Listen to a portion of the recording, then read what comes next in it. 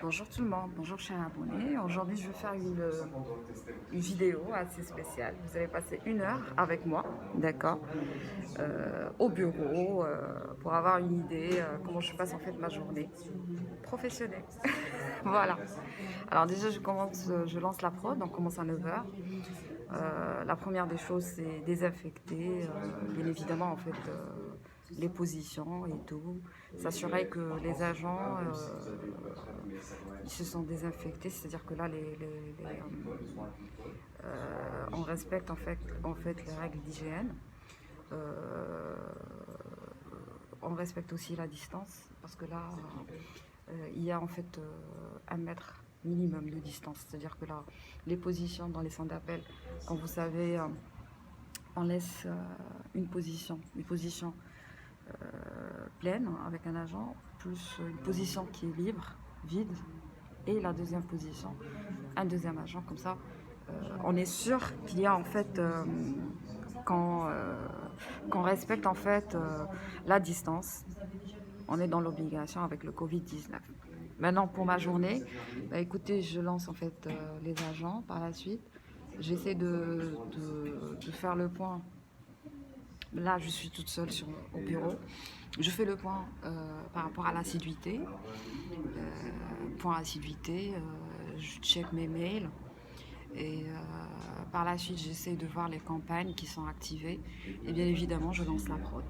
Et j'essaie de booster en fait les agents. C'est le plus important pour moi. Là, je fais le point parce que tout à l'heure, j'ai une formation. J'essaie de voir les entretiens que j'ai passés hier, les personnes qui seront présentes aujourd'hui, ceux qui se sont présentés, ceux qui sont absents. J'essaie de relancer en fait ceux qui sont absents, je les appelle pour savoir est-ce que je vais les attendre ou pas. Et sinon, tout à l'heure, je vais commencer une formation. Voilà, c'est en gros c'est ça. Vous avez le temps d'attendre un petit peu. Attendez. Je peux pas vous rassurer qu'il y aura des bons plans. Ça, je peux pas confirmer.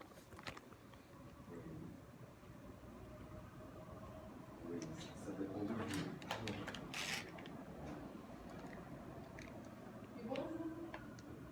Ah, malheureusement. Voilà, je vous souhaite une bonne journée. Dites-moi, madame, par contre, si vous êtes un beunier sous soleil.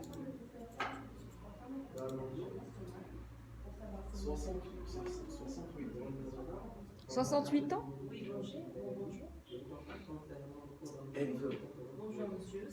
La douche à 0 €? Ah, Mais est-ce qu'elle présente en fait une perte d'autonomie? madame, Non, c'est pas possible. Elle est toute seule, elle n'est pas mariée. Non, c'est pas possible. Merci. Au régime, je dis le régime de la retraite vierge. Mhm. Secteur privé, Dans le secteur privé. on peut pas. C'est pas possible. Tu connais les conditions.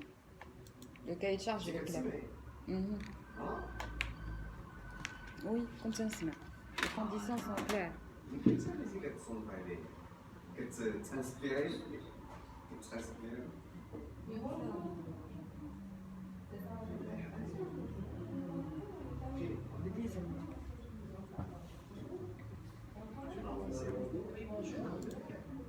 هنا.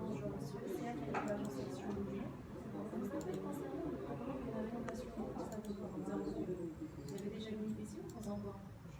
Et pour les donations de transport,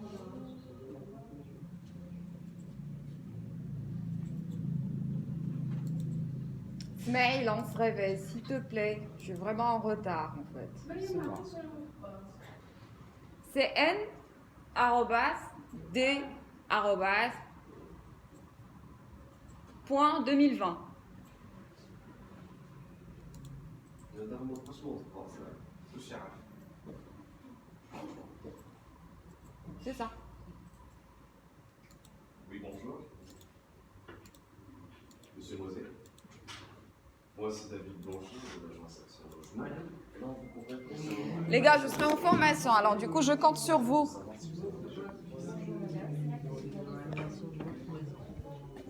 Il me faut des rendez-vous quand même.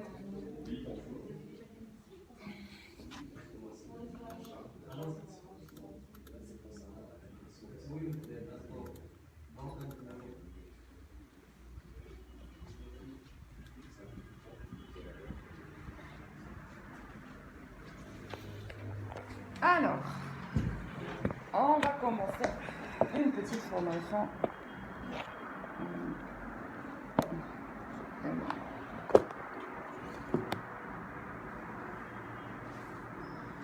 Ok. Si j'ai bien compris, vous n'avez jamais travaillé dans un centre d'appel. C'est ça, c'est la première fois. Ok. On va commencer par une formation générale. Tout ce qui est métier des centres d'appel, question de vous mettre dans le bain. Et par la suite, on va attaquer la partie théorique en fait du produit qu'on propose. Déjà, on a deux produits, l'isolation à 1 euro et la douche à 0 euro. On va commencer aujourd'hui par une petite formation isolation à 1 euro, d'accord? On va commencer une petite partie théorique ici, en salle de formation. Et par la suite, vous allez passer sur le plateau, d'accord? Vous allez écouter quelques enregistrements de prise d'appel. Après, vous allez passer en binômage à côté de vos collègues pour avoir une idée comment on travaille, surtout le système sur lequel on travaille. Et après, je vous reprends encore en salle de formation pour faire le point par rapport à tout ce qu'on a vu ensemble. Ok? La première journée, ce sera l'isolation à 1 euro parce que je vais essayer en fait qu'on part sur en étape. Comme ça va être plus facile pour vous. Et après, pour la douche à 0 euro, en fait, c'est un produit qui est très très facile. Une fois que vous maîtrisez l'isolation à 1 euro, je vous prends, pas aujourd'hui, ce sera plutôt vendredi ou plus tard, pour une petite formation de douche à 0 euro. Comme ça, je vous donne le temps en fait de maîtriser déjà le premier produit. Ok? On fait comme ça? C'est bon? Vous avez des questions? Ça va? Très bien. Ihsan et Haja. C'est toi, Haja, c'est... Et d'accord. Alors, qu'est-ce que c'est un centre d'appel? Vous avez une idée? Un centre d'appel, c'est une boîte qui joue un rôle d'intermédiaire entre le client et l'entreprise. Il y a deux types d'appels, l'appel entrant et l'appel sortant. L'appel entrant, c'est lorsque les clients appellent pour faire des réclamations. L'appel sortant, c'est lorsque l'entreprise appelle les clients pour faire la prospection. Il n'y a pas que la réclamation en appel entrant. Il n'y a pas Oui, que... c'est juste un exemple. D'accord. Et toi? Centre d'appel, c'est une plateforme qui joue le rôle d'intermédiaire entre le client et le fournisseur.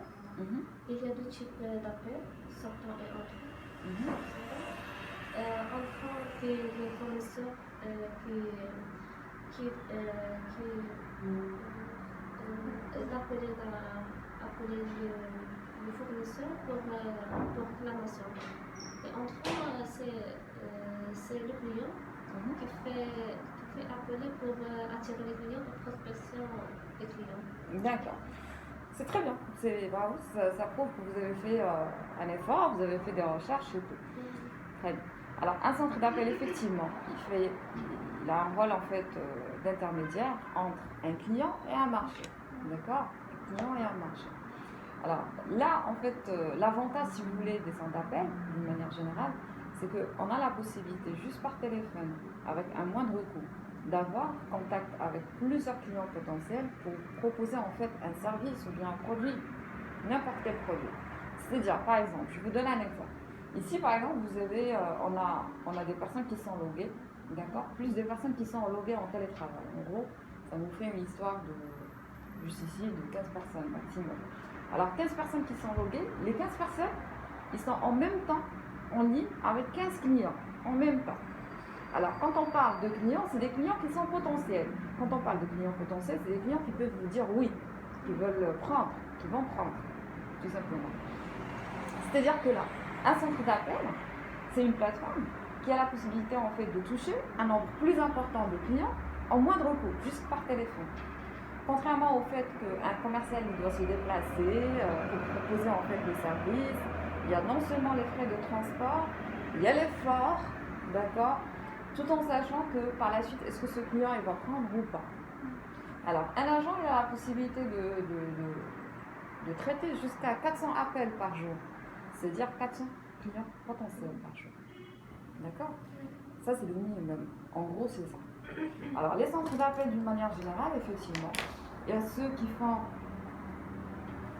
la réception. Il y a ceux qui font l'émission. Mais il n'y a pas que ça. Il y a ceux qui font du chat. et des emails, l'emailing. Ça existe aussi. On envoie des emails de pub et tout. Si vous recevez en fait des emails de publicité sur vos boîtes mail en fait personnelles, c'est un peu ça en fait. C'est des centres d'appel qui gèrent ce genre de trucs. D'accord? La réception d'appel, il n'y a pas que la réclamation. Il y a par exemple une demande de service. Ils essaient en fait par exemple d'avoir une information. Il y a tout ça. Alors pour les missions d'appel, il y en a plusieurs types. Il y a ceux qui font la prise de rendez-vous comme nous. D'accord. Il y a ceux qui font la vente d'un produit.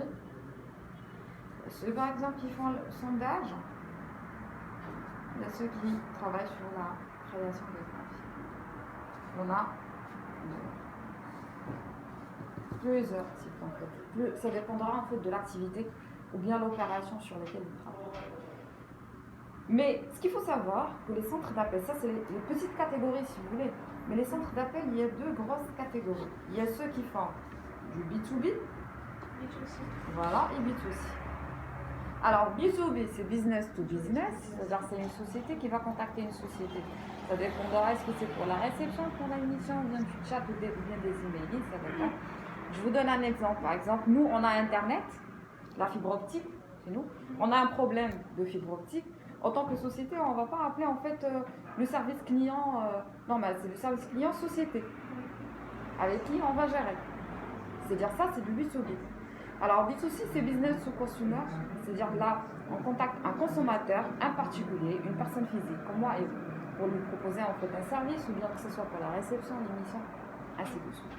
Alors, nous, en tant que centre d'appel, on fait du B2C. On ne fait pas de B2B. On fait des missions d'appel. On fait essentiellement la prise de rendez-vous. Ça va? Oui. Vous avez des questions? Non. C'est clair?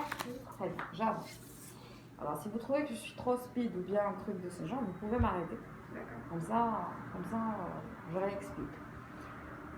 Alors, nous, en tant que centre d'appel, on est là. Je vais essayer de faciliter en fait l'explication, comme ça vous allez comprendre. On est là, on est sur... D'accord? Il faut savoir que nous, on est en partenariat avec une société qui est en France. D'accord? Alors, nous, notre rôle, c'est de contacter des particuliers, n'est-ce pas? D'accord? C'est quoi le but? Vente. Prendre des rendez-vous. Prise de rendez-vous. On ne fait pas la vente, on fait la prise de rendez-vous. Ça veut dire quoi, prise de rendez-vous, concrètement? Qu'est-ce que ça veut dire? Qu'est-ce que ça signifie? La prise de rendez-vous. Les informations pour le produit. Prise de rendez-vous. Lorsqu'on appelle un client Oui. et qu'il sera d'accord avec l'offre de produit, Sens propre. Moi, je cherche en fait le sens propre. Prise de rendez-vous, c'est-à-dire, par exemple, je veux prendre rendez-vous avec Raja. Je t'appelle. Oui, bonjour Raja, ça va, tu vas bien? On prend un café ensemble? Oui, très bien. Oh bah, est-ce que j'ai pris rendez-vous avec toi? Oui, j'ai pris rendez-vous avec toi. Ah bon? Très bien. Moi, je termine à 18h. Je sors, je pars chez Raja. Raja n'est pas là. Parce que concrètement, je n'ai pas pris de rendez-vous. La prise de rendez-vous, ça signifie quoi? C'est que je dois fixer une date et une heure de disponibilité. C'est ça la prise de rendez-vous, au sens propre. Hier, quand vous avez passé l'entretien avec moi, pour la formation, qu'est-ce que je vous ai dit? Alors, je vous propose demain, 9h, n'est-ce pas? Alors, c'est ça. C'est-à-dire que je fixe une date et une heure. D'accord? Selon la disponibilité, bien évidemment, en fait, de mon interlocuteur et selon les disponibilités qu'on a. D'accord? Alors, la prise de rendez-vous, pourquoi faire, en fait? Qui va passer chez eux? Ah, bravo, Neda! Ton rendez-vous a été confirmé! On encourage Neda!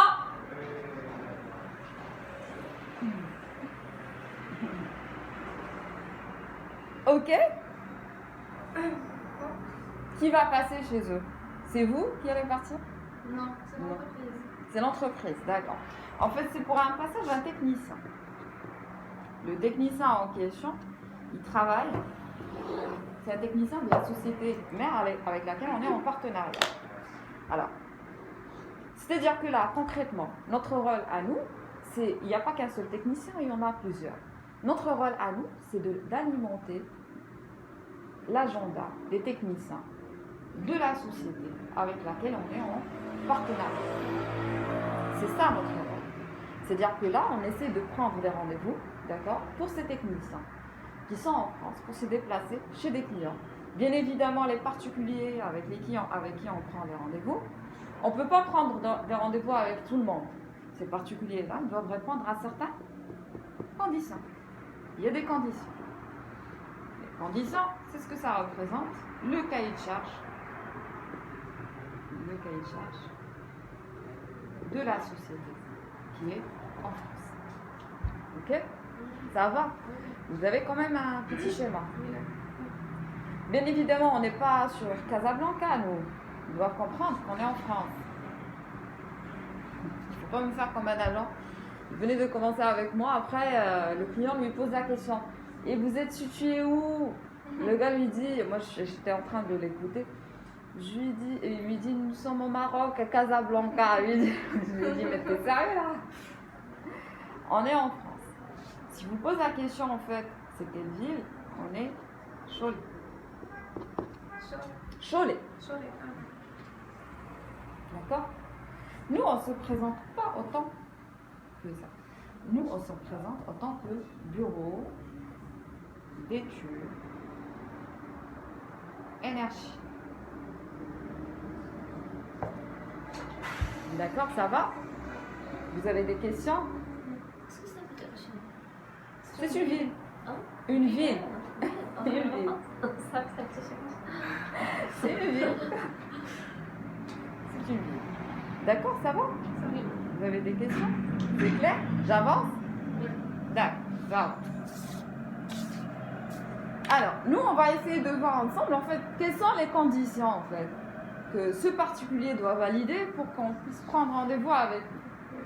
C'est ça, en fait, le plus important pour nous. Alors, mais avant de parler de ça, vu que nous, on parle de l'isolation à nouveau, déjà, on doit savoir, on doit comprendre ce que ça veut dire, l'isolation. Qu'est-ce que ça signifie, l'isolation pour vous? Une idée? Ils ont la qualité. Isolation, le verbe, c'est isoler. Ah, ça, Mhm. Les gens qui ont le Covid-19, on va les isoler. Pourquoi? Pour ne pas toucher les personnes qui sont saines. Oui.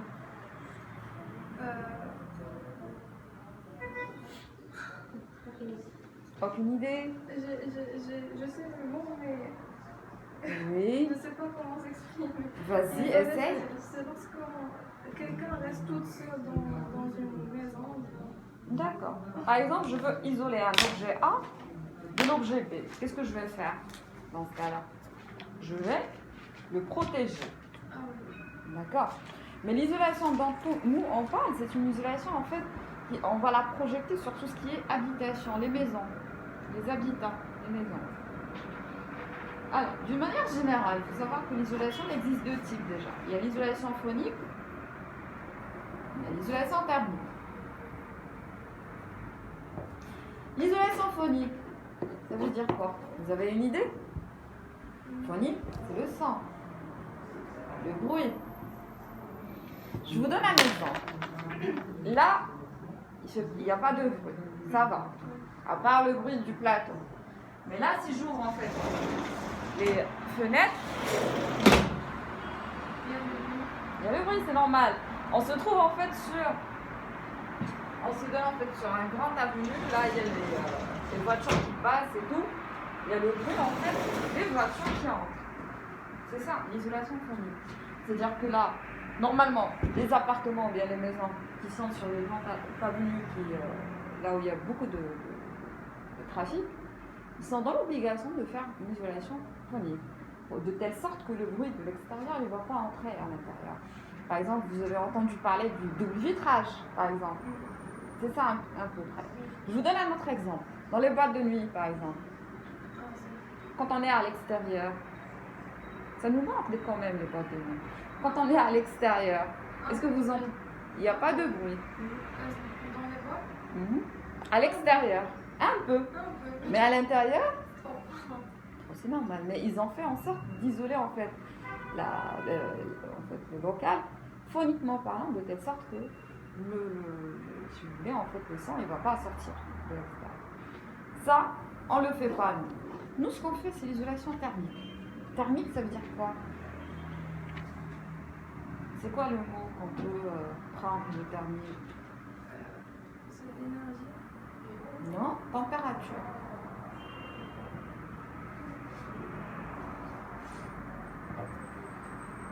La température. Ok.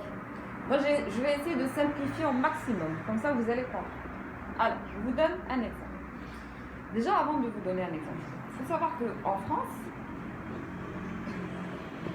ils ont l'eau, l'électricité. D'accord? Ils ont même le chauffage. Ça, c'est des obligations. C'est quelque chose qui est obligatoire. Le chauffage, c'est une obligation. Il n'y a pas en fait une maison en France, elle n'a pas un mode de chauffage. Le chauffage en France, il y a plusieurs types.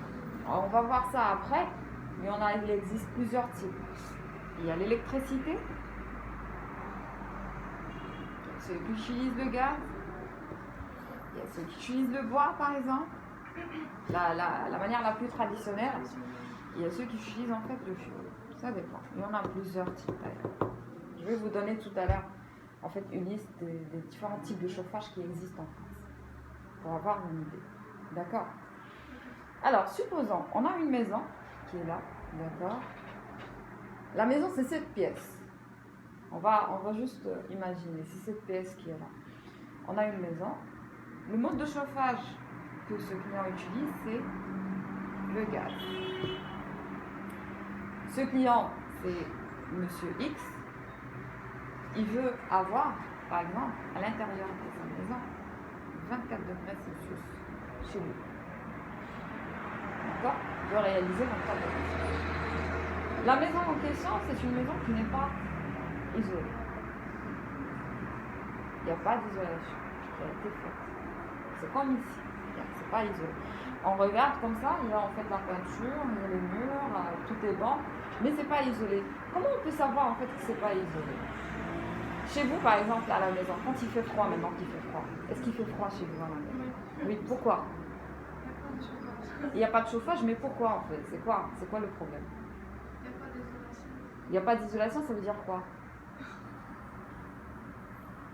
Quand tu déposes ta main sur le mur, comment il est? Trop froid. En fait, c'est-à-dire que là, il y a en fait une perte de chaleur au niveau des murs, au niveau du plafond, au niveau du toit, au niveau du sol. Parce qu'en réalité, il y a des failles. Il y a quelques petites failles ici, même si ce n'est pas visible. C'est là où il y a une perte de chaleur. La chaleur, en fait, sort. Alors, imaginons, ce monsieur X, il veut réaliser 24 degrés Celsius chez lui à la maison. Avec le fait que sa maison n'est pas isolée. À votre avis, est-ce qu'il va avoir 24 degrés Celsius? Il y aura toujours une perte de chaleur.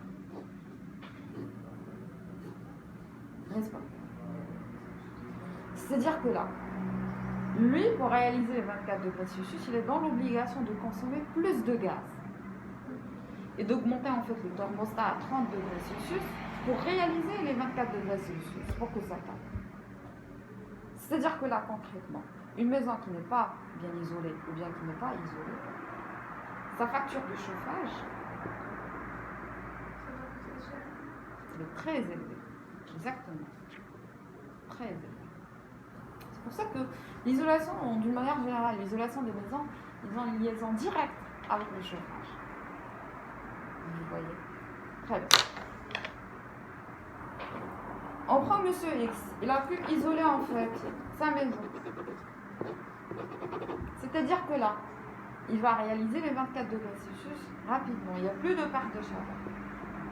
C'est-à-dire que concrètement, d'après les statistiques, c'est qu'il va réaliser des économies qui peuvent aller jusqu'à 40%.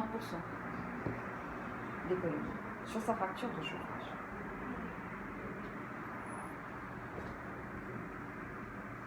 D'accord? Ça va? Très bien. Alors, Monsieur X, il veut isoler sa maison. L'isolation des maisons, d'une manière générale, ça comprend non seulement l'isolation des fenêtres, l'isolation des murs extérieurs, des murs intérieurs. D'une manière générale, c'est ça. L'isolation en fait des portes, du plafond, du toit, du sol, le tout. D'accord? Lui, il veut isoler en fait sa maison. Il va se diriger en fait vers un artisan ou bien une société. Ça va lui coûter trop cher. Parce que pour 1 mètre carré, la moyenne, ça peut aller jusqu'à... Ça, c'est la moyenne, 60 €. C'est-à-dire que là, s'il y a un chantier de 100 mètres carrés, c'est 1 €. C'est-à-dire que là, concrètement, les travaux d'isolation, ça coûte cher. Ça coûte vraiment de l'argent. C'est là où l'État a lancé le programme Isolation à 1 €. Alors, le programme Isolation à 1 €, j'espère que cette fois-ci, vous allez me suivre. L'isolation à 1 €, le programme Isolation à 1 € permet à certains particuliers qui respectent certaines conditions, d'accord, qui représentent le cahier de charge de notre société, d'isoler leur maison à 1 € symbolique. Ça va? À 1 € symbolique. Mais ce n'est pas toute la maison. Nous, on vise en fait des pièces qui sont très stratégiques au niveau de l'habitation. D'accord? Des pièces qui sont très stratégiques, d'où la perte de chaleur est plus importante. Je vais vous donner... on va voir ça ensemble tout de suite.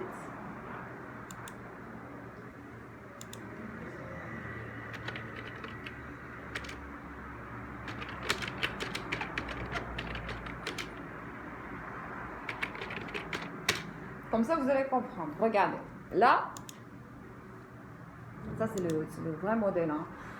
Par exemple, ici, au niveau, en fait, déjà nous, notre cible, c'est des maisons individuelles, c'est-à-dire sous forme de villa. Tout ce qui est appartement, immeuble, c'est hors cible, on ne les prend pas. Alors, par exemple, ici, au niveau de la toiture, c'est une perte de chaleur qui peut aller jusqu'à 30%. C'est énorme.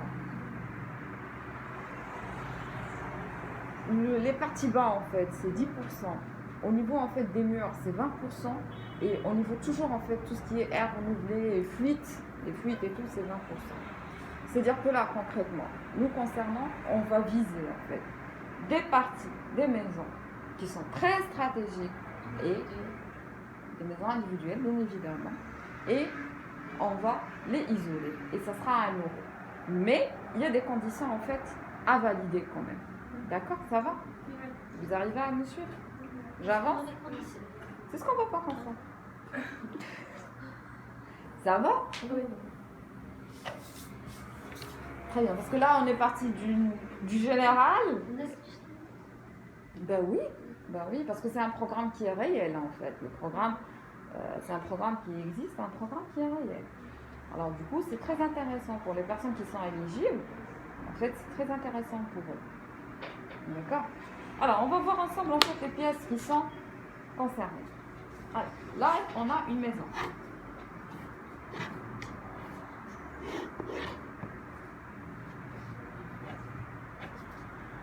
Après, vous allez comprendre ça, ce que ça veut dire. Alors, déjà, on va voir en fait les maisons individuelles en France, de quoi ils ont l'air. Comme ça, vous allez avoir une idée. Parce qu'après, en fait, concrètement, ça dépendra de l'architecture de chaque maison. C'est la raison pour laquelle nous, on propose déjà avant tout le passage de notre technicien. Le technicien, qu'est-ce qu'il fait en fait chez ce client? Il va effectuer en fait une étude de faisabilité surtout. Il va voir la configuration de la maison, parce que chaque maison, elle est unique. Les maisons ne se ressemblent pas. La configuration de la maison, il va voir en fait l'état d'isolation de la maison, il va voir les pièces qui sont concernées par l'isolation à 1 €, il va voir le tout. Déjà avant de faire quoi que ce soit, parce que nous, on ne les appelle pas pour faire des travaux. Déjà, ce qu'on propose, c'est le passage du technicien afin de valider, en fait, c'est pour une étude déjà. L'étude qu'on propose, elle est gratuite et sans engagement pour le client. Et à ce moment-là, une fois lors du passage, si le client il est intéressé, il voit que s'il y a un intérêt, c'est là où il poursuit en fait la procédure avec notre technicien. Ça va? C'est clair pour vous? Très bien. Alors, les maisons individuelles en France, en général, ils ont en fait ce type d'architecture en fait avec des toits qui sont en pente. Vu qu'il y a la neige en France, c'est normal. pour que la neige glisse par la suite. C'est rare de trouver en fait des maisons avec toit terrasse. C'est vraiment rare, mais oui, c'est possible. Mais la majorité, en fait, ce genre d'architecture. Il y a ce qu'on appelle les maisons individuelles, hein, pour avoir une idée déjà sur tout ce qui est architecture. Il y a ce qu'on appelle les maisons mitoyennes. C'est des maisons qui sont collées, partagent le même mur. Oui. S'ils répondent en fait aux critères qu'on a, on peut très bien les prendre.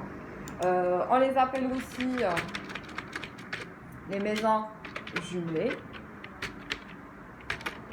Ça c'est pour vous, hein, pour avoir déjà une idée comment ça se passe. Mais par la suite, voilà, par la suite, vous allez avoir quand même une idée comment on peut voir en fait les maisons sur Google Maps et tout, pour avoir quand même, pour être sûr qu'on a vraiment une maison individuelle. Parce que des fois, il vous parle, oui, j'ai une maison individuelle, nanani, nanana, mais par la suite, c'est appartement. Là, c'est grave.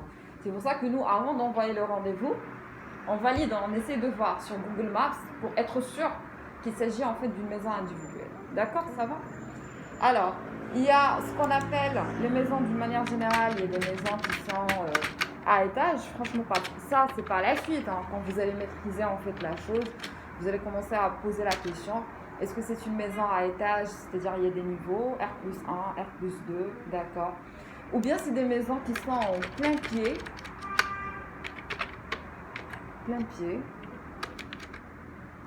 Voilà, comme ça. C'est-à-dire un seul niveau, d'accord? C'est-à-dire que là, concrètement, on va essayer, vous, votre rôle au téléphone, c'est que vous allez essayer d'analyser le profil en fait de votre client. Parce que là, il y a des critères techniques à valider. Les techniques, c'est-à-dire ils sont liés surtout à la configuration de la maison, parce qu'on essaie de voir comment elle est cette maison, on essaie d'imaginer, d'avoir en fait une idée. Et une partie qui est fiscale, c'est ce qu'on va voir à la fin ensemble. Mais la partie technique, elle est très importante, parce que c'est ça la base pour nous. Déjà, parce que là, il faut valider en fait ces pièces, pour être sûr qu'on a ces pièces-là, ils sont présents, bien présents, ils sont éligibles. Et il faut valider certaines superficies quand même. Après, avec le temps, je vais vous donner des techniques, parce qu'à chaque fois, même si vous allez vous lancer aux appels, je vais continuer à vous coacher. Et je vous donne quelques astuces en fur et à mesure, comme ça, jusqu'à ce que vous maîtrisez en fait la chose. D'accord? Alors, maison en plein pied, c'est un petit peu ça. Alors, les maisons, si vous voulez, en fait, on va analyser pièce par pièce, les pièces qui sont concernées. Alors, on va commencer par la première pièce. C'est cette partie-là qui se trouve ici. C'est ce qu'on appelle les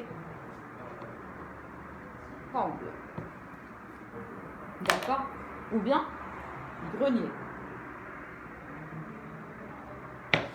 Alors, il faut savoir, on va voir ça ensemble. Les combles, c'est cette partie dans les maisons. Mais c'est cette partie qui est là, en fait. C'est cette partie, cet espace qui est là. D'accord? Les combles, il existe en fait plusieurs types de combles. Il y a ce qu'on appelle les combles perdus. Les combles perdus, là, on va vous essayer en fait de travailler un petit peu votre imagination. On a dit en fait c'est cette partie qui est là, d'accord? Là c'est de l'intérieur, la vue à l'intérieur. L'intérieur c'est ça. Ça c'est des combles qui sont perdus, ça veut dire tout simplement que c'est vide. Il n'y a rien à l'intérieur. Il n'y a rien, c'est vide. Alors les combles perdus, ils sont concernés par l'isolation à muraux, d'ailleurs c'est notre cible. Alors il y a le sol, il y a ce qu'on appelle la sous-toiture ou bien les sous-remparts. Là cette partie-là c'est l'idéal pour nous. Mais il y a des conditions. Les combles doivent être accessibles. Alors, par exemple, là, par exemple, sur les photos, il y a un technicien qui est à l'intérieur des combles. Il est en train de faire des travaux. C'est-à-dire que là, ils doivent être accessibles. S'ils ne sont pas accessibles, on ne peut pas les prendre. Alors, il faut savoir que l'accessibilité des combles, il existe deux types d'accessibilité. Soit de l'intérieur de la maison, sinon de l'extérieur. Alors, on va commencer de l'intérieur, de l'extérieur. L'intérieur, il y a des escaliers, par exemple. Escaliers, il y a des escaliers. On prend des escaliers, on monte, voilà, il y a une porte, on ouvre. On est à l'intérieur des combles. Sinon, s'il n'y a pas d'escalier, il y a ce qu'on appelle une trappe. La trappe, c'est ça.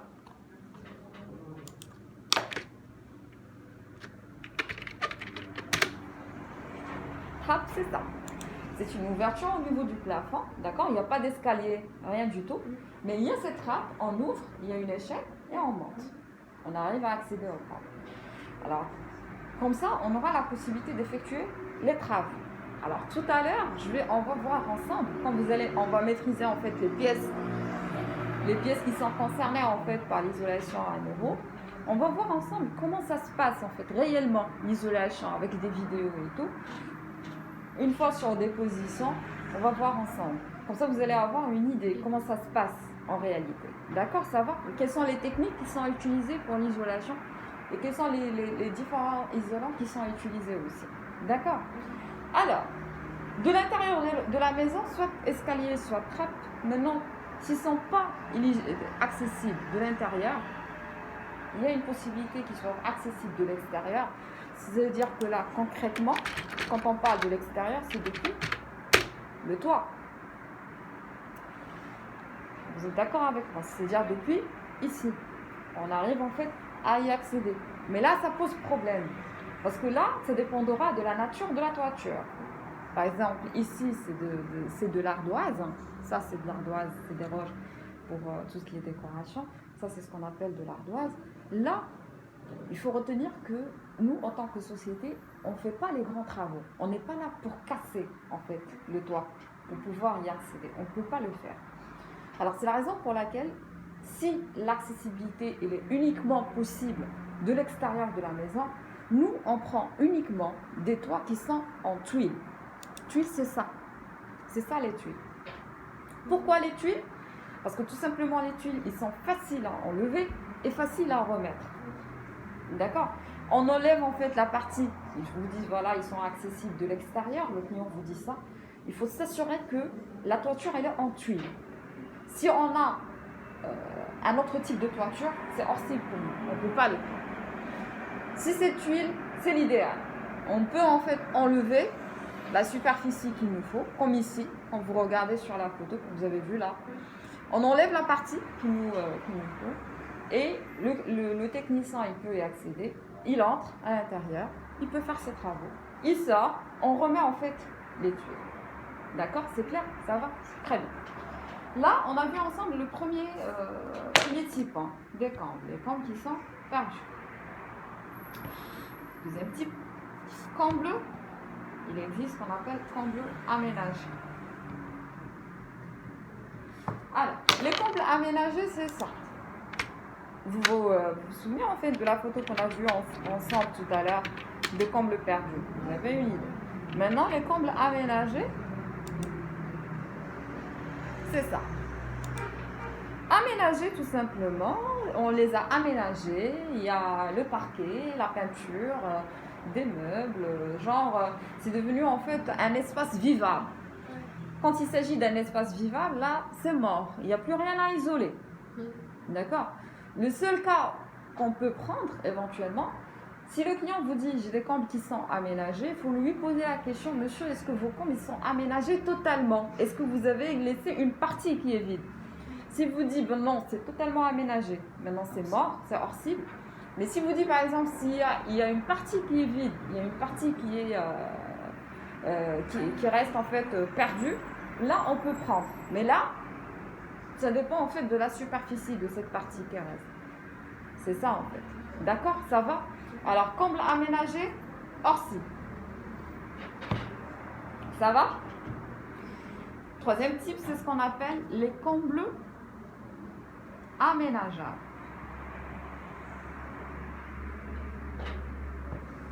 Alors, comble aménageable, c'est ça. La différence entre comble aménageable et comble perdu, c'est qu'il y a en fait du parquet au sol, comme ici. C'est des combles qui sont vides, mais il y a du parquet au sol. Nous, on prend en fait, ils sont concernés par l'isolation à nouveau.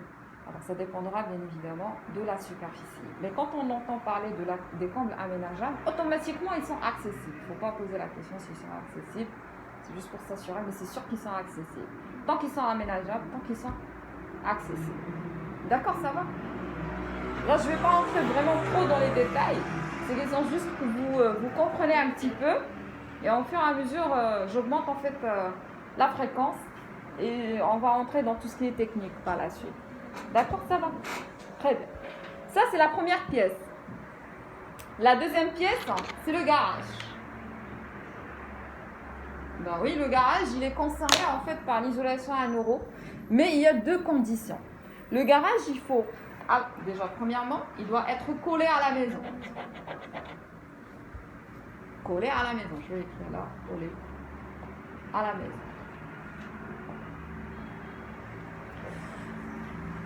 Deuxièmement, bonjour, vous m'attendez. Vous patientez les gars, vous patientez. Deuxièmement, il nous faut une pièce qui est une pièce ici. Non, chauffée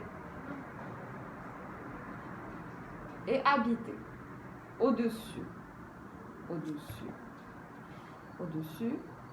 il y a une pièce chauffée et habitée. Au-dessus du garage. Il faut que ce soit, on a ces 2 conditions absolument pour qu'on puisse en fait l'isoler, ou bien pour qu'il puisse en fait, il doit être concerné par l'isolation à l'eau. Alors excusez-moi. Adnan, un instant s'il te plaît.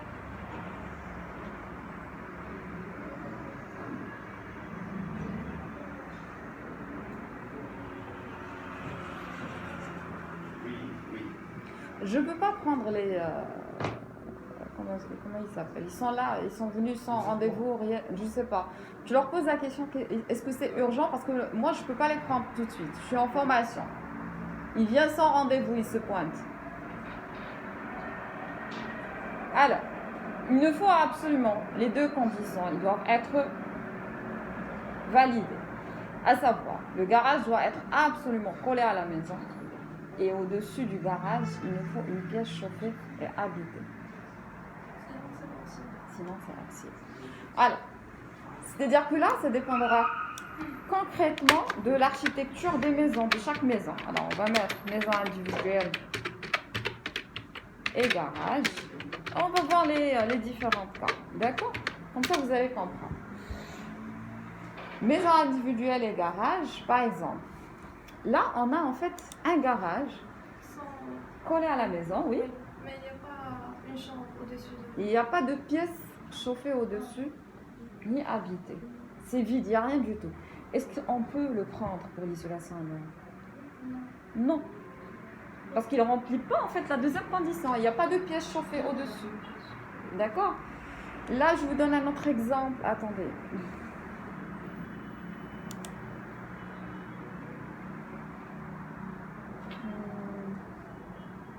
Attendez, un exemple qui est très important pour moi quand même. Je dois vous donner ça. Attendez un instant. Si par exemple le client vous dit, bah, écoutez, j'ai un garage qui est indépendant. Il est où le garage indépendant? Je voulais juste une photo de garage indépendant.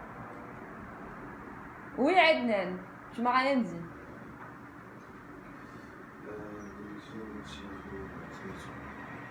Je passe de ce côté.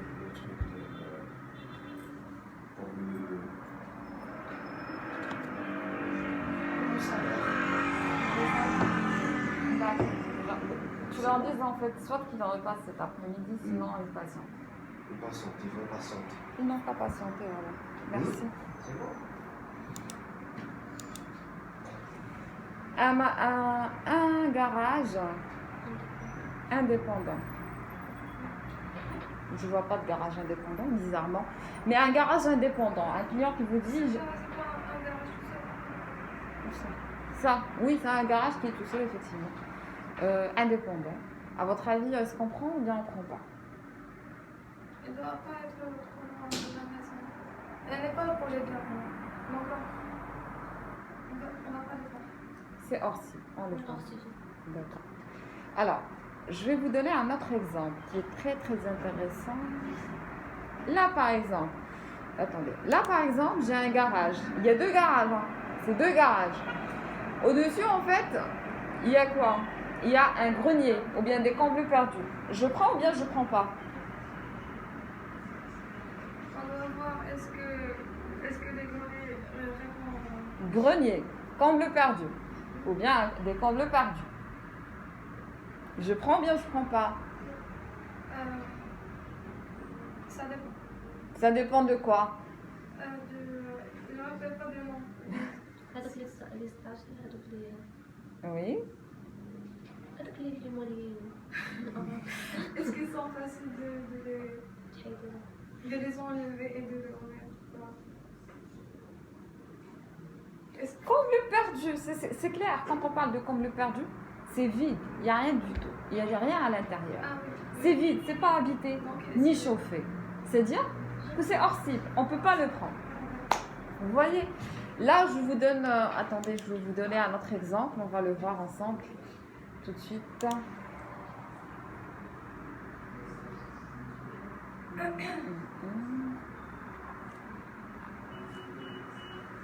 Il est où? Ici, par exemple. Là, en fait, on a un garage. Il est intégré à la maison. D'accord? Au-dessus, il y a des pièces qui sont chauffées. Ça se voit que c'est habité. Ça se voit que c'est des pièces qui sont chauffées. Alors, on prend ou bien on ne prend pas? On prend. Exactement. On peut. On prend. Ça va? Vous avez des questions? C'est clair? Très bien. Alors, vu que j'ai un truc à gérer là tout de suite avec les messieurs qui viennent de se pointer, moi je vous propose que vous passiez déjà en binômage avec les agents qui sont là. Un instant.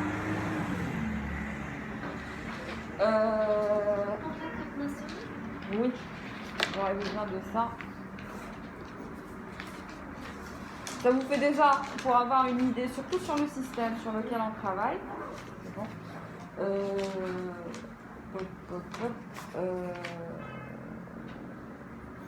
Rajab, mets-toi à côté de Ednen et Ihsan, mets-toi à côté de Khadija qui est à côté. Mais sinon, en fait, par la suite, on va changer encore. D'accord? Juste pour avoir une idée. Après, je vous prends une fois que je règle en fait le pas que j'ai. Ok? Allez.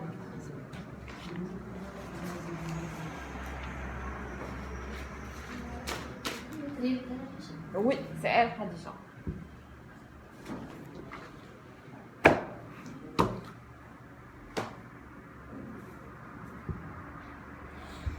Alors, c'était une formation un petit peu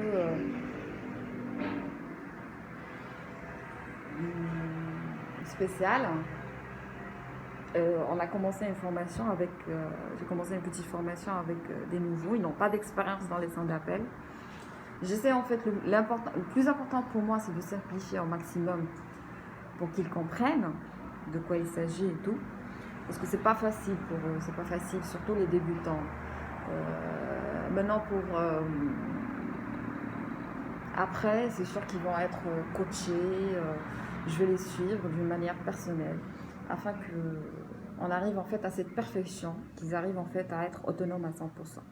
Quand je les lance en fait en prod, je les appelle en fait en prod, c'est des pépinières. C'est-à-dire que là, c'est comme une petite plante que je vais commencer à arroser chaque jour et tout. Et à la fin, j'attends en fait des fruits ou bien une belle fleur, d'une belle couleur. Voilà, c'est un peu ça. Alors là, j'ai pas mal de choses à gérer parce que des fois, avec les centres d'appel, comme vous savez, avec le système en fait de turnover, des fois il y a des gens qui partent, après ils reviennent pour réclamer des salaires.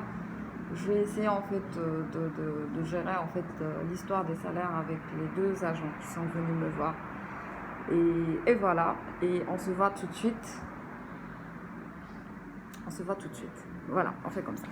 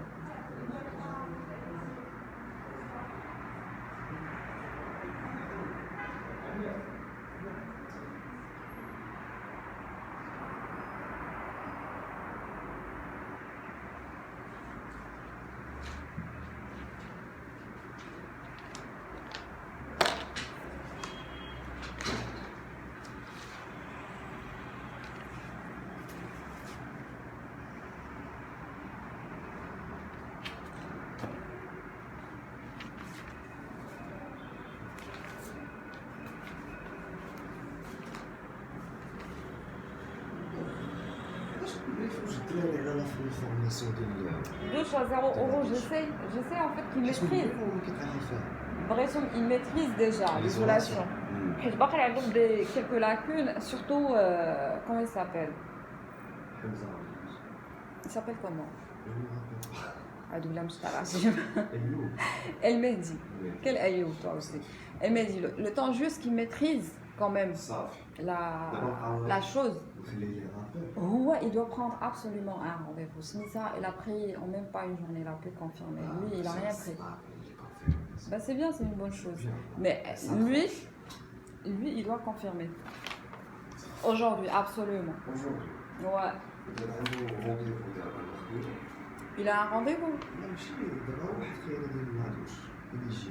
Il est éligible pour la douche. Reprends l'appel. Reprends.